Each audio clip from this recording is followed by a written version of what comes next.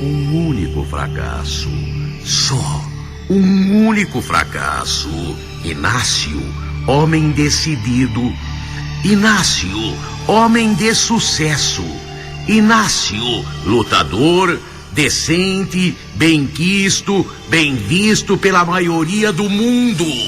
Mas um único, um só fracasso. E ele não se conformava com este fracasso.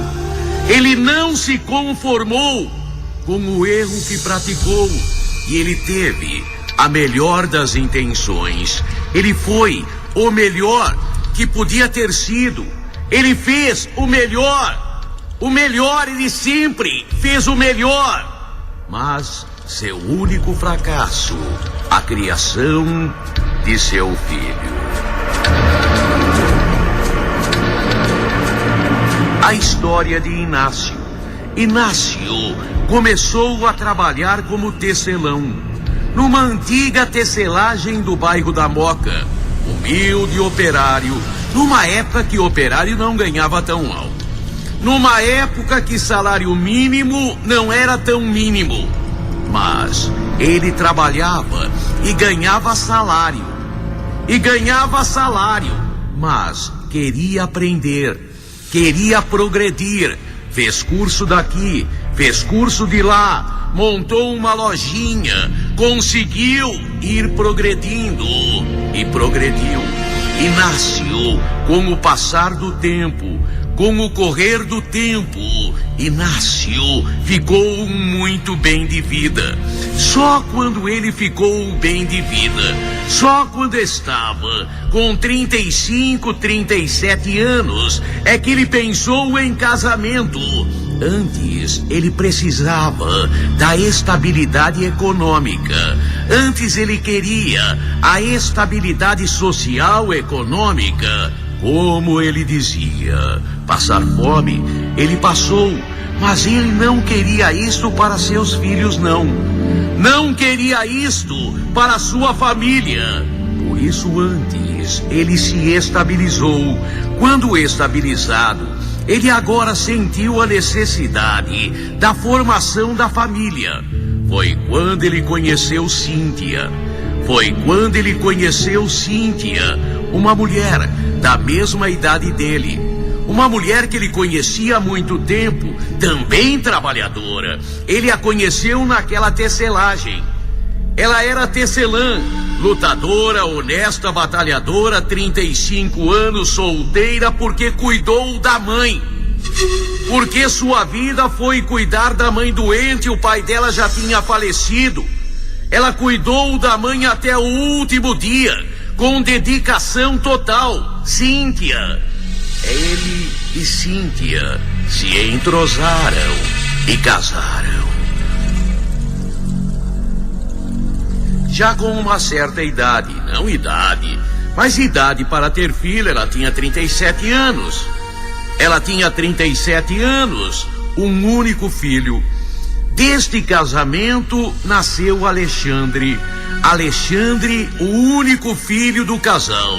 Seu Inácio e Dona Cíntia. Imaginem, um casal batalhador, lutador, agora bem de vida, ganhando bastante dinheiro.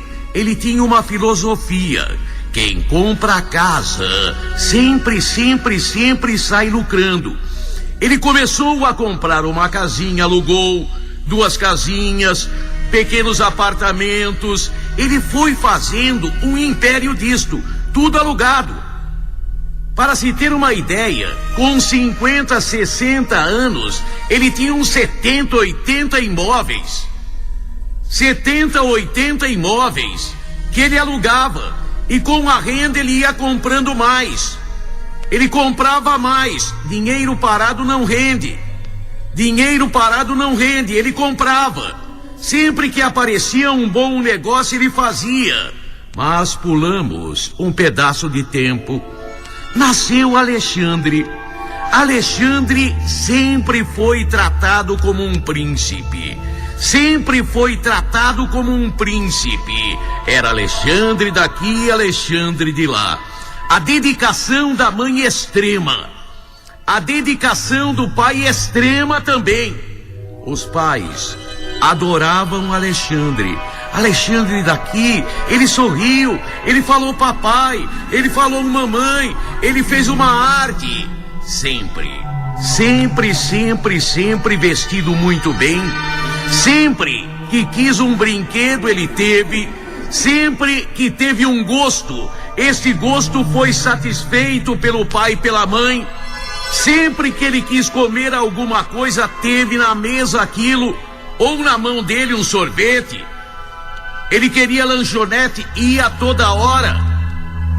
Talvez foi o erro. Talvez este tenha sido o erro dos pais. Alexandre sempre teve de tudo. Alexandre sempre teve de tudo.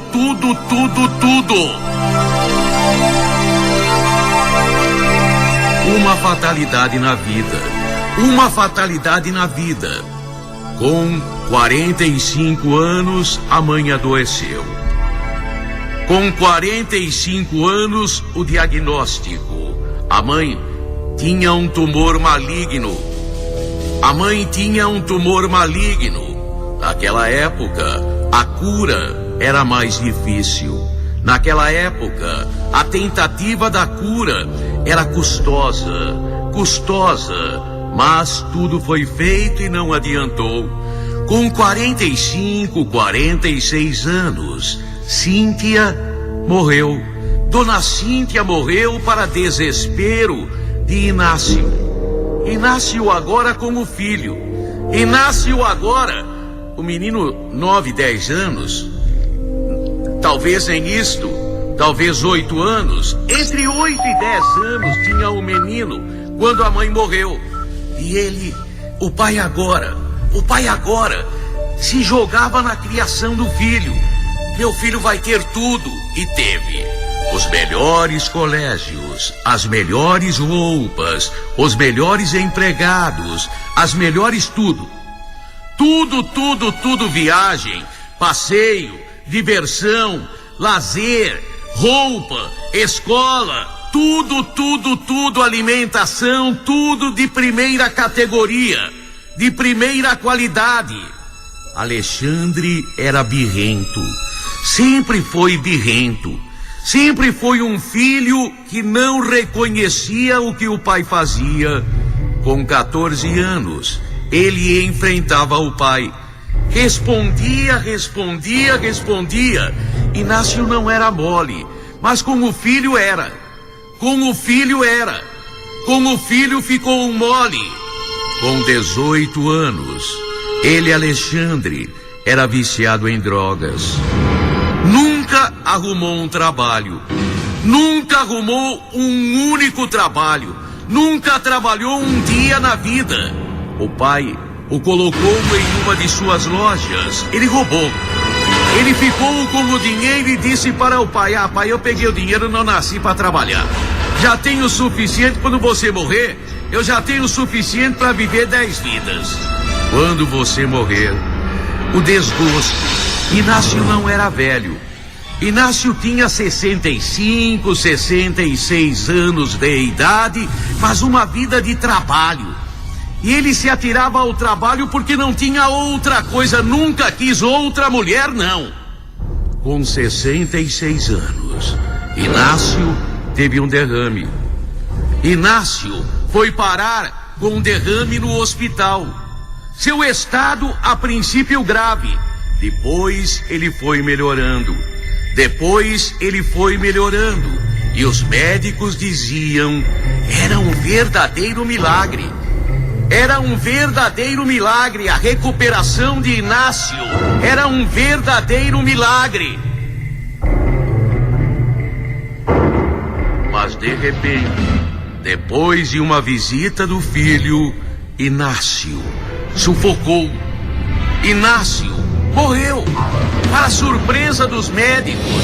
Puxa vida, a gente pensou que ele estava melhorando. Ficou sufocado e morreu. Morreu com falta de ar, mas ele estava nos aparelhos. Inexplicável, inexplicável, mas explicável. Ele estava doente, teve uma piora. O filho falou alguma coisa, nunca se soube. Depois de um tempo, a justiça recebeu uma denúncia. Uma moça que na época era namorada de Alexandre, o filho, foi à justiça e denunciou. Alexandre desligou. Durante a visita dele, ele desligou o aparelhamento que mantinha o pai vivo, o oxigênio que o pai respirava. Daí a parada respiratória, cardíaca e sei lá o quê. A moça denunciou. Ela disse que Alexandre chegou naquele dia feliz, dizendo: o velho já era, o velho já era, o velho já era, sou o herdeiro. Nunca se provou. Até que o inquérito foi aberto, mas nunca se provou. Nunca se provou. Esta moça, ela foi assassinada. Esta moça foi assassinada em circunstâncias misteriosas. Alexandre ficou como suspeito, mas nunca se provou nada. Alexandre ainda tem umas 30 casas. Das 100 casas que o pai deixou, ele torra tudo. Ele torra tudo, mas nunca se provou absolutamente nada. Por isso que eu mudei os nomes. Por isso que eu troquei os nomes. Porque nunca se provou absolutamente nada. Mas talvez a morte do pai tenha sido cometida pelo filho. E o assassinato da moça que denunciou tenha sido cometido por ele. Mas nunca se provou.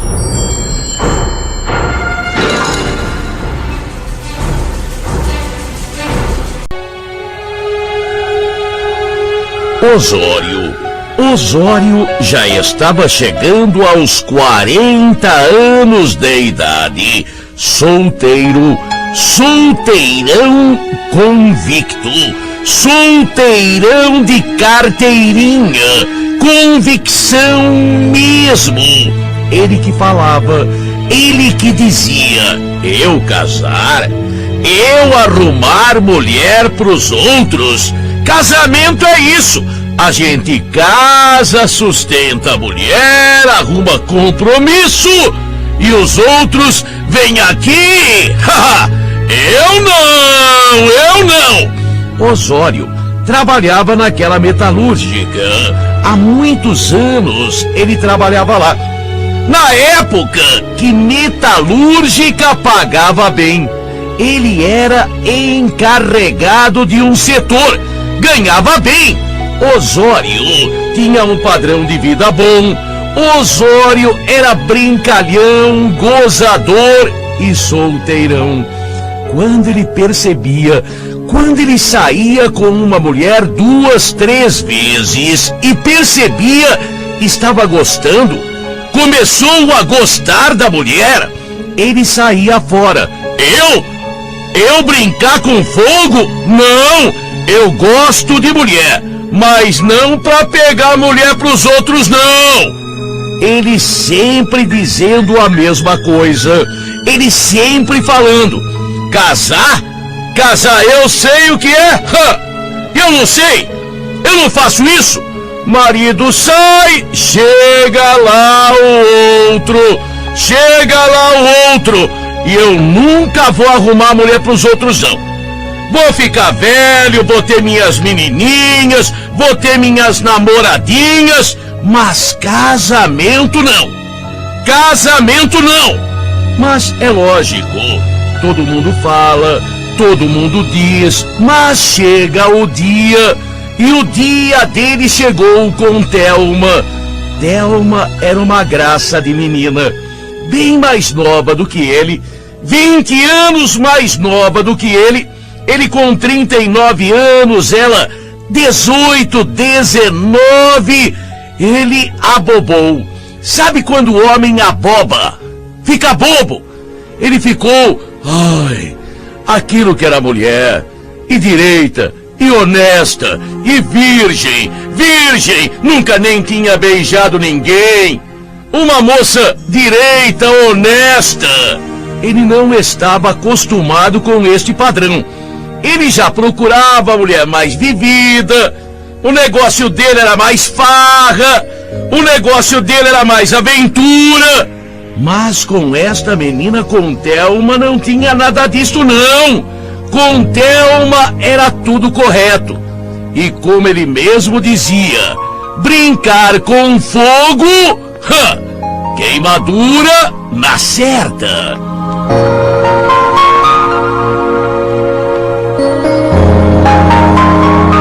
E de repente Osório estava apaixonado.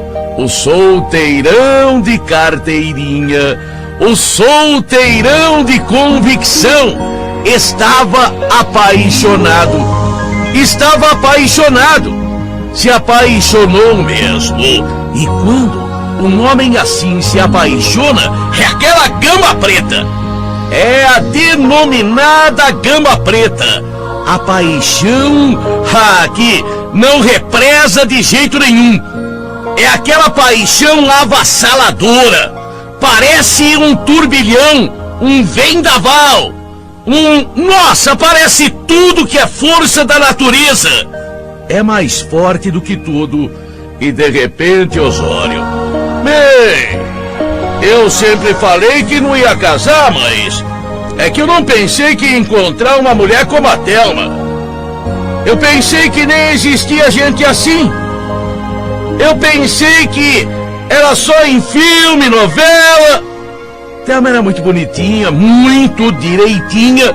E diga-se de passagem, gostou dele. Gostou do jeito dele. Osório era uma boa pessoa. Alegre, bonzinho, ótimo coração. E para resumir, com tudo que foi gozação de tudo que era amigo, conhecido, parente, Osório casou. Osório, o solteirão. O solteirão casou. No dia do casamento foi só gozação. Você falava que nunca ia casar. Thelma, você conseguiu o impossível. Você conseguiu o impossível, esse homem aí. E ele estava nadando em felicidade. Mas eu encontrei. Eu tenho a mulher verdadeira. Eu tenho a mulher. E ele estava rindo à toa mesmo. Ele estava feliz da vida. E feliz da vida, ele viu o tempo ir passando. Olha, e pra falar a verdade, ele ganhou na loteria. Se casamento certo é loteria, ele ganhou na loteria. Porque Thelma tinha tudo. Era bonita, era novinha, era carinhosa, fazia ele pegar fogo e era direita. Além disto, tudo era prestimosa. Boa dona de casa. Valeu a pena ele esperar. E ela gostava dele. Gostava dele. E ela não sabia o que fazer para agradá-lo. Não sabia o que fazer para agradar Osório. Ela perguntava. Ela era do tipo que ficava vendo receitas na televisão, programas femininos que apresentam cozinheiras, anotava tudo e perguntava: você gosta disso? Você gosta disso? E no dia seguinte ela preparava. Ela vivia para agradá-lo e ele também. Era um casal maravilhoso. Mas ele, Osório, ele não comentava, ele não falava. Mas dentro dele ele adorava a mulher. Ele venerava, adorava, idolatrava, amava e tudo mais se possa falar. Gostava mesmo. Mas dentro de si ele tinha ciúmes. Ele morria de ciúmes. Aquilo que ele pensava: puxa vida, será que comigo um dia vai acontecer? Eu sou tão feliz, minha mulher é tão bacana. Eu não acredito, ela não, a Thelma não. Mas eu preciso. E ele era muito preocupado com isto. Muito preocupado com isto. Ele vivia atento a conversas na firma dele. Se alguém falava alguma coisa, se alguém dizia alguma coisa, ele achava a mulher séria. Mas no íntimo, era aquele homem ciumento, desconfiado. Ele, sem que ela percebesse, ele dava uma olhadinha pra cá, uma olhadinha, uma revistadinha na casa. Ele tinha pavor de ser traído, mas pavor mesmo. Mas 3 anos de casamento sem filhos, 3 anos de casamento e era só felicidade, era só alegria.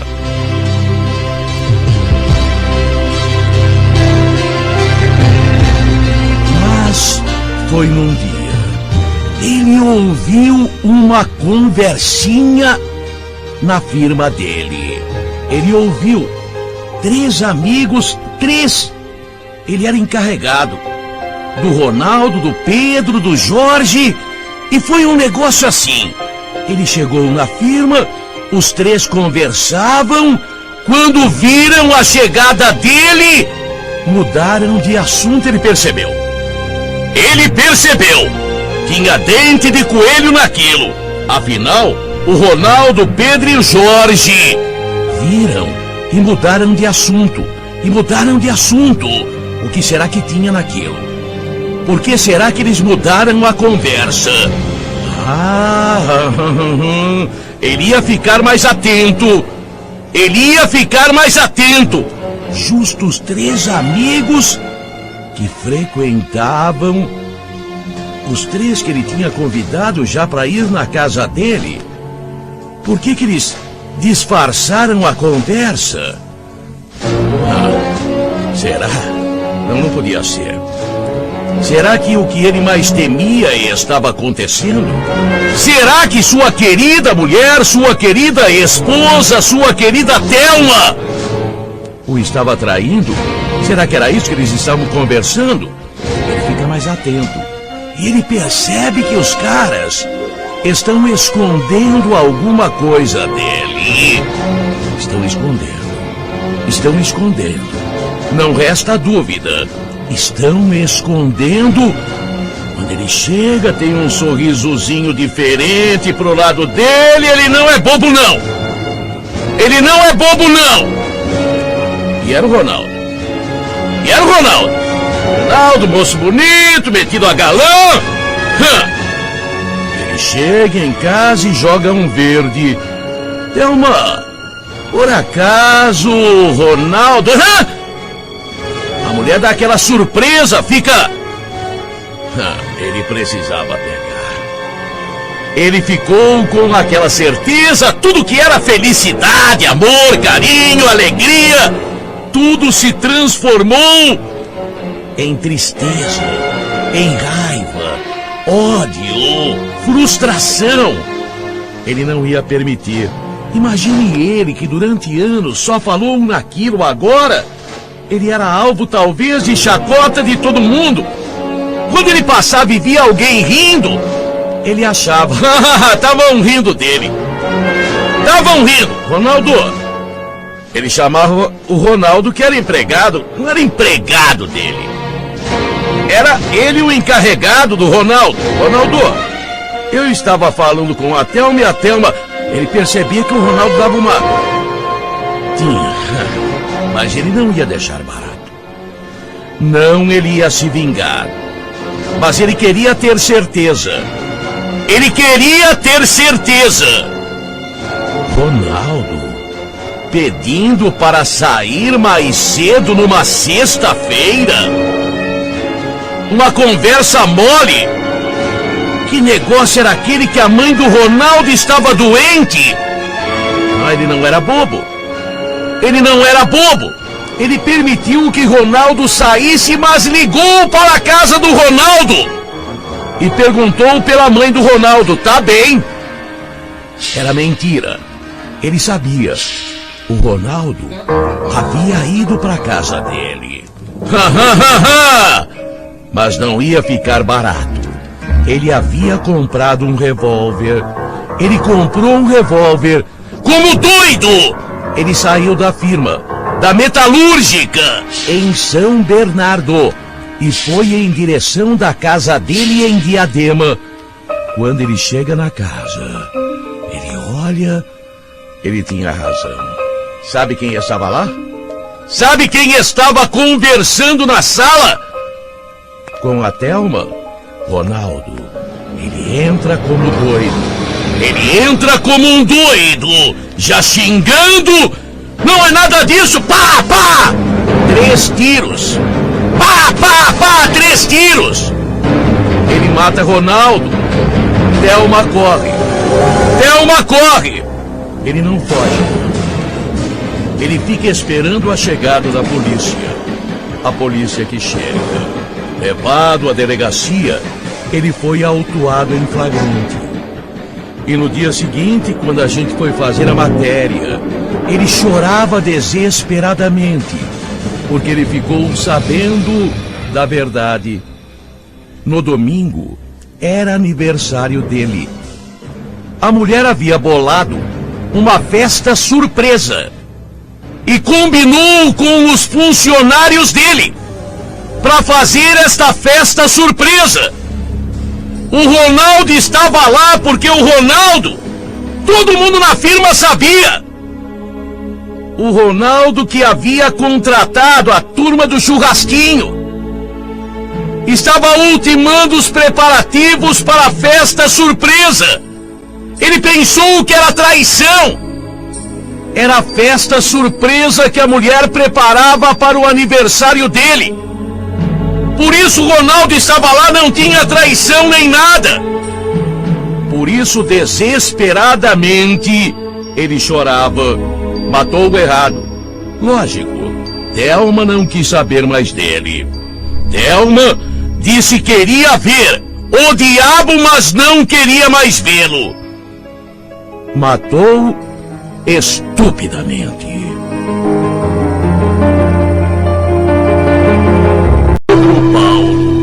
Pedro Paulo era um homem direito, trabalhador, honesto, pai de família, abandonado pela mulher há muito tempo. A mulher simplesmente um dia foi embora. Sem bilhete, sem nada, sabe-se. Ela fugiu com outro homem, abandonou marido e 3 filhos. Nunca mais se teve notícias dela. Aliás, sabe-se, ela está vivendo com outra pessoa. Soube-se, ela já namorava com esta pessoa há muito tempo, mesmo casada. Abandonou, traiu e foi embora. Pedro Paulo se abateu. Moralmente se abateu, lógico. Foi um duro golpe na sua vida, o abandono da mulher, mas ele precisava, pelo menos aparentemente, ser forte. E pelo menos aparentemente ele foi. Pegou as rédeas da casa, ficou cuidando de seus 3 filhos, 2 meninos, uma menina caçula, e foi em frente. Nunca ninguém viu Pedro Paulo falando mal da mulher. Nunca ninguém viu Pedro Paulo reclamando, se nas suas horas de solidão, se nas suas horas solitário, ele chorou, reclamou, lamentou, não se sabe. Na frente dos outros, não. Nunca ele falou uma palavra má da mãe para os filhos. Nunca jogou os filhos contra a mãe. Quando perguntavam da mãe, ele dizia: ela casou de novo. Era direito dela. Se ele pensava desta maneira, não se sabe, mas falava assim. Homem direito, homem bacana. Os filhos foram crescendo, os meninos sensacionais, estudiosos, responsáveis, já com 15 anos trabalhavam. Não que o pai precisasse do dinheiro deles, mas o pai queria estabelecer um padrão de trabalho na vida dos filhos. Já a menina sempre foi problema. Cleonice ou simplesmente Nice, como era chamada, uma menina preguiçosa. Menina que não sabia levantar, saber sabia, mas que não queria levantar uma palha. Se ela via um copo sujo, aquele copo ficava uma semana sem que ela lavasse. Se tivesse que preparar alguma coisa para comer, ela não comia. Se tivesse que lavar uma peça de roupa, ela não lavava. Menina preguiçosa, desde criança, Nice, preguiçosa, preguiçosa mesmo. Na escola, não fazia os deveres de casa, conversadeira, malcriada na escola e em casa também. Nunca teve respeito pelo pai. Nunca teve respeito pelo pai. Se o pai dava uma ordem, ela desobedecia claramente. Não fazia a mínima questão de obedecer o pai e de respeitar o pai. Respondia abertamente na frente de todo mundo. O pai não sabia mais o que fazer. Quando Nice atingiu 12 anos de idade, era rebelde, extremamente rebelde, namoradeira.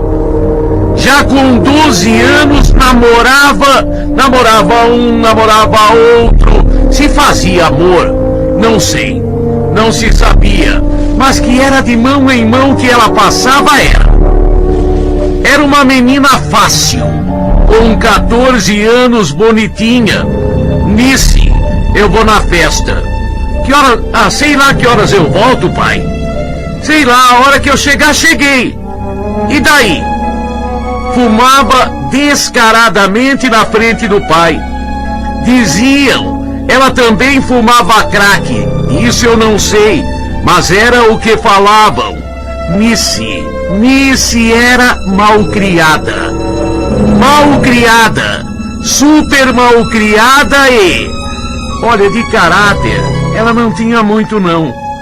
Era menina de ficar com um, de ficar com outro, descaradamente às vezes. Ficava na mesma noite com 2, 3 rapazes. Nice, o pai não sabia o que fazer. Coitado de Pedro Paulo. Se ele tinha alegria com os meninos agora já jovens, moços, já se ajeitando na vida, ele não conseguia de maneira nenhuma controlar a moça. Com 17 anos, Nice era do Arco da Velha. Com 17 anos não havia quem a fizesse obedecer uma ordem sequer do pai. E Nice, manhosa. Isso ela era. Quando ela fazia aquela cara de santinha para quem não conhecia, para quem não a conhecia, a achava a santinha. Ela falava, eu não sei. Fazia uma cara de humilde, de coitadinha, de ingênua, de santinha. E não havia quem não caísse nesse conto do vigário, porque no fundo ela era do Arco da Velha. O seu caráter era desse tamanhico aqui, pequenininho, da cabeça de um alfinete. Seu caráter era pequeno, mas sua manha era muito grande. Com 19 anos, ela já era bem rodada. Super bem rodada. E uma menina sem eira e nem beira. Saía, voltava quando queria, noites fora de casa. Foi quando mudou para o bairro. Aquela nova família vindo do interior. Naquela família um rapaz bonito, bem apresentável, tipicamente interiorano, sem nenhum conhecimento da vida na capital. Reginaldo conheceu, como tanta gente conheceu Nice. Reginaldo se interessou, Nice era bonitinha. Reginaldo se aproxima de Nice. Nice dá uma de santinha para Reginaldo. Não, eu até gostei de você, mas eu não quero namorar agora. Eu estou me preservando. Eu tenho traumas. Ela dizia que tinha traumas. Reginaldo gostou dela. E ela muito mais por barato.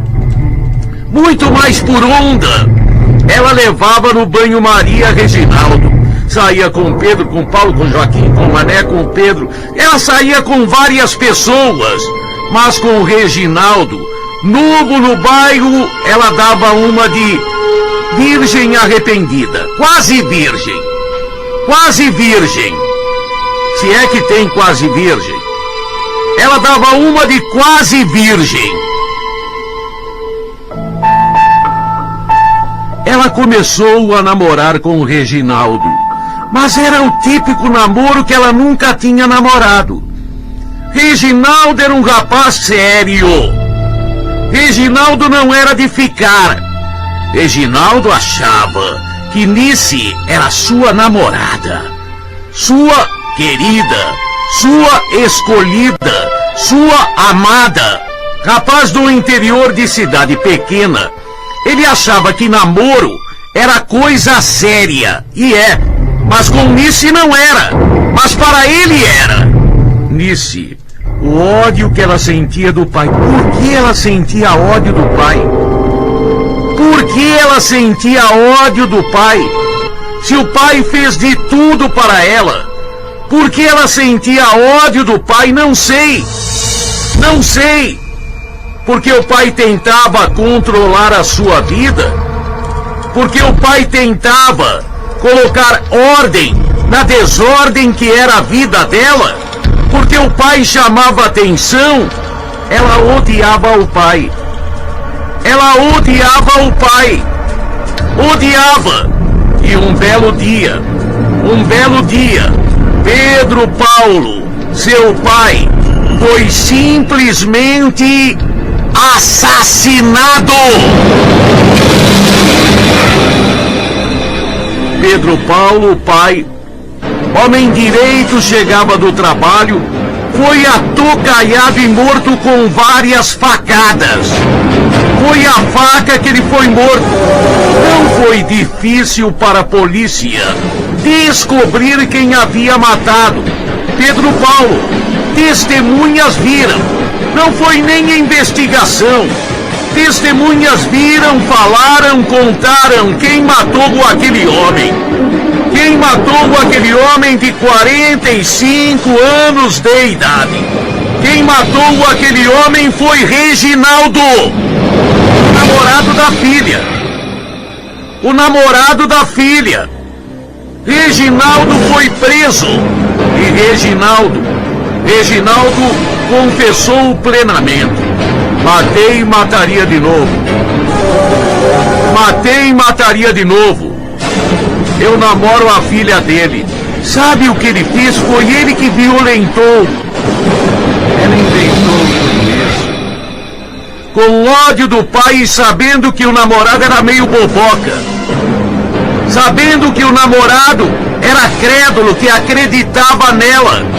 Ela inventou que o pai a violentava. Que o pai havia sido o primeiro na vida dela e continuava a violentar. Ela fez o papel de coitadinha. Ai, meu pai, eu tenho trauma. Eu não quero fazer isso porque eu tenho trauma. Papai abusa de mim desde que eu era pequenininha. Mentirosa. O namorado revoltado matou o pai dela. Na delegacia ela contou, não, meu pai nunca fez nada, mas eu contei pro meu namorado, se ele matou é problema dele. Eu tô arrependida? Não, eu não quis que ele matasse. Eu inventei essa história porque inventei. E daí? Já inventei tanta história, já contei tanta história, sou responsável por uma mentirinha, mas não pelo crime. Reginaldo ficou sabendo o papel de bobo que fez. Chorava como criança, mas a estupidez já estava feita.